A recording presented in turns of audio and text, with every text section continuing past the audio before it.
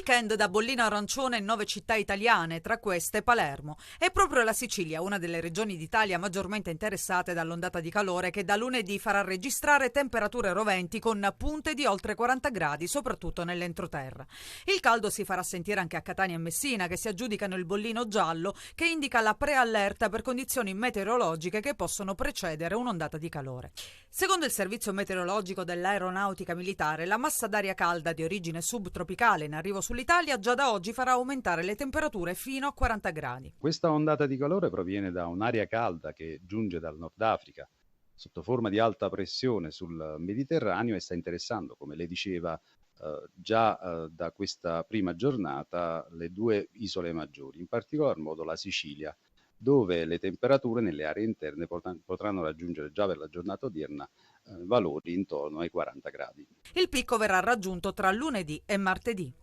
Il caldo, secondo le nostre previsioni, durerà almeno fino alla giornata di martedì, dove le temperature saranno in lieve aumento in questi giorni e nelle aree interne, come dicevamo prima, quindi nell'area di Enna, di Caltanissetta, ma anche tra Trapani e Palermo, potranno superare tra lunedì e martedì i 40 gradi, quindi registreremo addirittura 41-42 gradi. Parlando di area umida, cioè area che ha attraversato il Mediterraneo, quindi carica di umidità, poi la percezione sarà anche qualche grado in più. Dal 15 maggio è attivo il Sistema Nazionale di Prevenzione degli Effetti sulla Salute delle ondate di calore, che assegna ad ogni città italiana un bollino indicativo del rischio. Con quello rosso vengono indicate le città con il massimo livello di rischio caldo per tutti. Il bollino arancione segnala il massimo pericolo per i più fragili, ovvero anziani, bambini e persone con malattie croniche. Infine, il bollino verde indica l'assenza di rischio per tutta la popolazione. In questi giorni in cui stiamo assistendo al ripetersi di gravi tragedie nel Mediterraneo, siamo scossi dalle stragi silenziose davanti alle quali ancora si rimane inermi e attoniti. La morte di innocenti, principalmente bambini, in cerca di un'esistenza più serena, lontano da guerre e violenze, è il grido doloroso e assordante che non può lasciarci indifferenti. È la vergogna di una società che non sa più piangere e compatire l'altro.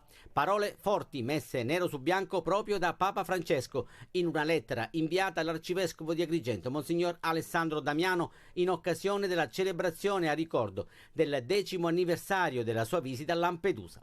Era l'8 luglio 2013 e Papa Francesco era diventato pontefice da pochi mesi. Su quelle acque, di fronte alla Porta d'Europa, il monumento in memoria dei migranti morti in mare, Papa Francesco, accolto da canti africani, lancia una ghirlanda di fiori bianchi e gialli a ricordo di quanti hanno perso la vita nei viaggi della speranza. Quelle immagini hanno fatto il giro del mondo per una visita sobria e discreta, così la definì padre Federico Lombardi. A distanza di 10 anni, Papa Francesco ricorda quella visita e lo fa con commozione ed una punta di rammarico perché, in fondo a quel mare, si continua a morire. Sono trascorsi 10 anni dal viaggio che ho voluto compiere nella comunità lampedusana per manifestare il mio sostegno e la paterna vicinanza a chi, dopo penose peripezie in balia del mare, è approdato sulle vostre coste, ribadisce il pontefice. Il consumarsi di sciagure così disumane deve scuotere le coscienze. Bisogna cambiare atteggiamento. Il fratello che bussa alla porta è degno di amore, di accoglienza e di ogni premura. È un fratello che, come me, è stato posto sulla terra per godere di ciò che esiste e condividerlo in comunione. Intanto gli sbarchi a Lampedusa non conoscono soste e l'emergenza non conosce fine. Al sud giovani sempre più in difficoltà è quanto emerge dalla fotografia scattata dall'Istat nel suo rapporto annuale 2023. In un'Italia che conta un numero di ultra 65enni quasi doppio rispetto ai quindicenni è quella dei NEET la categoria a preoccupare di più. In Sicilia sono quasi un terzo i giovani che tra i 15 e i 29 anni non sono attivi né nel mondo del lavoro né nella formazione né nell'istruzione. Un fenomeno che interessa in misura maggiore le ragazze. Vediamo infatti che il tasso di partecipazione femminile al sud rimane sempre molti punti distanti rispetto al resto del paese e soprattutto in Sicilia la partecipazione al mercato del lavoro da parte della donna ancora è abbastanza contenuta. Altro punto dolente è la cosiddetta fuga dei cervelli. In Italia il tasso di espatrio per i laureati tra i 25 e i 34 anni è del 9,5 per mille tra gli uomini e del 6,7 per mille tra le donne. Più alto il livello medio nazionale nelle isole, con le città di Palermo e Neoristano in cima, con una perdita di capitale umano dovuta alla mobilità interna netta e persistente. Ci sono alcuni elementi positivi per quanto riguarda il tema del capitale umano, nel senso che in Italia si registra comunque una riduzione della dispersione scolastica, anche se ancora siamo al di sotto della soglia dell'Unione Europea. E tuttavia al sud anche in questo caso persistono ancora elevati livelli di dispersione scolastica. E se il 14,8% degli edifici scolastici del Mezzogiorno risulta poco raggiungibile sia con scuolabus che con collegamenti pubblici, in merito alla crescita dell'occupazione tra il 2004 e il 2022 si ha un più oltre 1 milione nel centro-nord e una diminuzione di quasi 300.000 nel Mezzogiorno, dove il 46,1% delle donne tra i 50 e i 64 anni, con al più la licenza media, non ha mai lavorato. Capitolo a parte la tutela e il potenziamento delle aree verdi nelle città. Nei capoluoghi la forestazione urbana è cresciuta, però la dotazione più elevata si registra nei capoluoghi nel nord-est con 62,2 metri quadri per abitante, mentre la più bassa è nelle isole, pari al 19,3. Infine le risorse idriche. Nel 2020 sono andati persi in distribuzione 3,4 miliardi di metri cubi di acqua. Le situazioni più critiche si sono verificate prevalentemente nelle aree incluse nei distretti idrografici della fascia appenninica e delle isole maggiori.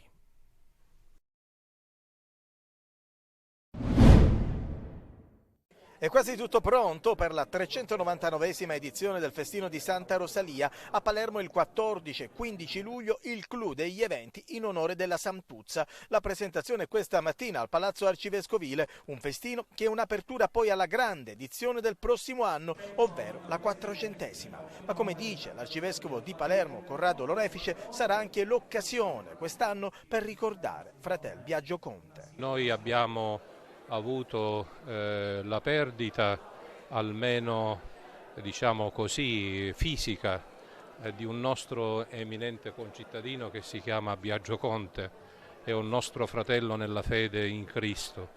E poi è il 30° anche dell'uccisione, dell'omicidio di Don Pino Puglisi. Allora questa coincidenza felice ci ricorda ancora di più qual è la testimonianza di Santa Rosalia, la bellezza di questa donna che se si rifugia nell'alto di Monte Pellegrino però è capace di scendere. Sarà un festino che prepara un festino ancora più grande, quello del 400°, ma è un festino di riflessione, di devozione, di ricordo, di memoria del nostro grande scomparso fratel Biagio, ma è quindi un rafforzamento della vicinanza di questa città agli ultimi, ai marginali, esattamente come fratel Biagio ci ha lasciato come testamento morale. Una mezzaluna con la Santuzza posizionata in basso in mezzo alla sua gente. Questo sarà il concept grafico del carro del Festino 2023. Il carro di quest'anno è davvero particolare perché per la prima volta abbiamo fatto anche delle ricerche con Filippo, delle ricerche proprio storiche. La Santa viene messa nella parte bassa del carro. Se voi andate a vedere tutti i disegni, le incisioni, le fotografie dei carri del passato, la Santa è messa su un'alta torre. Gli eventi religiosi inizieranno già lunedì, poi venerdì la sfilata del carro con i tradizionali fuochi d'artificio, sabato la messa in cattedrale e la processione. Uscire dall'emergenza rifiuti entro 3 anni, ma per farlo serve nuovo personale, più raccolta differenziata e bisogna risolvere il problema della discarica di Bellolampo, l'unica pubblica in Sicilia. È tutto messo nero su bianco nella bozza di piano industriale di RAP, l'azienda dei rifiuti di Palermo, che gestisce anche la discarica nella quale confluiscono anche molti comuni del comprensorio. Primo punto, assumere. Nel 2014 il sistema rifiuti Palermo contava su 2.353 dipendenti. A distanza di 9 anni ne conta 1.522, 831 in meno e altri 140 stanno per andare in pensione. Insomma, per raccogliere i rifiuti la RAP ha quasi la metà del personale necessario. I concorsi già banditi riguardano 306 operai, 46 autisti e 6 dirigenti, ma anche quando saranno completati non basteranno. RAP prevede già uno scorrimento delle graduatorie per altre assunzioni, 143 operai e 93 autisti in più. La nota dolente viene dalla differenziata. Palermo è ferma al 35%, dice il piano, anche se forse sta al di sotto.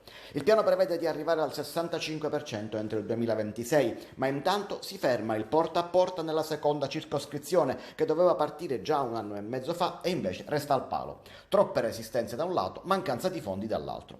Il vero nodo che rischia di far saltare tutto è proprio questo, con la differenziata che nell'idea di RAP dovrebbe schizzare al 54% già entro la fine del 2024, fra un anno e mezzo circa. Non riuscirci significa incappare nell'esaurimento delle vasche della discarica di Bellolampo. Lì servono comunque altri lavori e migliorare l'infrastrutturazione. Primo passo, ripartenza a pieno ritmo del TMB, l'impianto che tritura i rifiuti, che attualmente riesce a trattare solo 300.000 tonnellate l'anno. In partenza ci sono i lavori di ristrutturazione e ampliamento, per il resto c'è la settima vasca. Alla media attuale di conferimento, quando sarà attiva, darà 4 anni di autonomia. Con il passaggio al 65% di differenziata potrebbe raddoppiare la sua vita. Tanta buona volontà, ma ci sono troppi se e troppi ma. Messina diventerà presto una città a passo d'uomo. Il piano urbano della mobilità sostenibile ridisegna un'altra città, un altro modo di muoversi, più pedonalizzazioni, piste ciclabili e maggiore investimento sul trasporto pubblico. Questa la Messina del futuro, quella che sta immaginando l'amministrazione comunale con il piano urbano della mobilità sostenibile. L'intervento principale che viene previsto è quello di un limite di 40 km orari su tutta la viabilità di perimetrazione delle zone a traffico limitate, che verrà inserita ed esteso con l'istituzione graduale delle ZTL sulla viabilità principale perimetrale. In centro verrà realizzata un'unica pista ciclabile da Villa Dante a Villa Mazzini, un investimento di 588.000 euro che migliorerà l'attuale percorso e lo prolungherà aggiungendo 6 km di pista, rendendolo più sicuro. Ma nel piano della mobilità sostenibile sono ben 6 le piste dedicate ai ciclisti, che verranno realizzate non solo nel centro ma anche nelle zone più periferiche, soprattutto nella zona della Riviera Nord.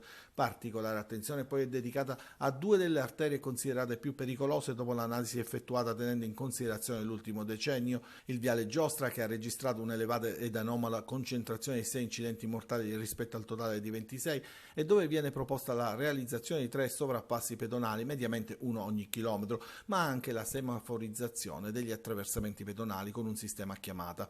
E la via Consolare Pompea, altra criticità viaria dove gli incidenti gravi e mortali sono stati troppi negli anni. Qui è prevista la separazione dei sensi di marcia attraverso isole sparti di traffico a raso e separazione dei percorsi tra pedoni e ciclisti. In questo ambito ecco che l'azienda trasporti è pronta a lanciare diverse iniziative per sensibilizzare i cittadini all'utilizzo dei mezzi pubblici. Oggi presentato il brand ambassador e non poteva che essere Nino Frassica. Perché sono uno dei primi viaggiatori, un abbonato. Io viaggiavo da ragazzo perché ero minorenne, ma viaggiavo anche da grande, visto che non c'ho manco la patente, non c'ho la patente tuttora, non c'ho la patente, e quindi l'autobus per me è stata la salvezza. Altre sensazionali scoperte archeologiche nella Valle dei Templi di Agrigento. Qui siamo all'interno del quartiere ellenistico romano tra la città e i templi Ercole, Concordia e Giunone, dove sono in corso gli scavi organizzati dal Parco Valle dei Templi. Al lavoro giovani studenti universitari di Bologna nel cantiere scuola di scavo e restauro delle pitture parietali nelle insulae terzo e quarto. Lo scavo sta portando in luce le pitture e i mosaici in crollo riferibili agli ambienti di rappresentanza della casa che vive tra il secondo e il primo secolo a.C. Stanno affiorando strutture murarie di una casa decorata con gli stucchi dipinti, realizzata 4 secoli prima agli impianti balneari. Questa casa è completamente, conservata, è una situazione straordinaria. Cose di questo tipo si trovano solo a Pompei, per dire una. e abbiamo trovato il crollo dei piani superiori, quindi pitture parietali, mosaici, pavimenti, tutto in crollo, straordinarie scoperte insomma, ci attendono. La particolarità è quella che il Parco della Valle dei Templi ha finanziato un cantiere scuola con delle borse di studio ai 20 giovani specialisti, ricercatori e studenti che hanno la possibilità di acquisire competenze spendibili nell'ambito degli studi sulla pittura parietale in un contesto sicuramente eccezionale, il contesto appunto delle Domus agrigentine. In attesa di celebrare nel 2025 l'ambito traguardo di Capitale della Cultura, Agrigento vive in questi giorni la nuova esperienza di Capitale della Pittura Antica con la 6ª edizione del colloquio AIRPA, che vede la partecipazione di oltre 70 specialisti della pittura parietale ellenistica e romana. Una decina gli acquisti già in dirittura d'arrivo, ma per la loro ufficialità serve ancora qualche giorno. All'inizio della prossima settimana il Catania provvederà a depositare in Lega i primi contratti. Tra questi, a meno di clamorose rotture, ci sarà quello di Michele Rocca, 27 anni, centrocampista, che non ha rinnovato con il Novara, che vanta oltre 160 presenze nei campionati professionistici. In mediana il Catania sta valutando diversi profili. Per il reparto di mezzo il DS Laneri, di concerto con la dirigenza, punta ad almeno 4 innesti. Chirico è un obiettivo per la tre quarti, ma sul fantasista ci sarebbero diversi club. In casa Catania si lavora comunque per rinforzare tutti i reparti, a partire dalla difesa. Oltre ai 2 portieri serviranno almeno altri 5 innesti, 2 laterali mancini, 2 centrali ed un'alternativa a Rapisarda sulla corsia destra. L'ex rossazzurro Luca Calapai, appena svincolato dal Crotone, è un profilo gradito al tecnico Tabbiani. La lista della spesa per questa finestra estiva di calciomercato è particolarmente lunga, ma servirà pazienza e saper aspettare il momento giusto per chiudere. In attacco Caturana è una pista, ma non è la sola. La dirigenza etnea lavora anche alle conferme. Oltre a Rapisarda si punta a far rimanere ai piedi dell'Etna Castellini e Lorenzini in difesa, Rizzo e Vitale in mediana, dove però potrebbe essere confermato anche Palermo. In avanti si punta alle conferme di Chiarelle, Russotto e Sarao. La prossima, come detto, sarà una settimana importante, anche perché all'inizio del ritiro mancano appena 2 settimane. Per il 24 luglio, giorno in cui si comincerà a faticare a Zafferana, la dirigenza rossazzurra spera di consegnare a Tabbiani un gruppo di lavoro già ben delineato.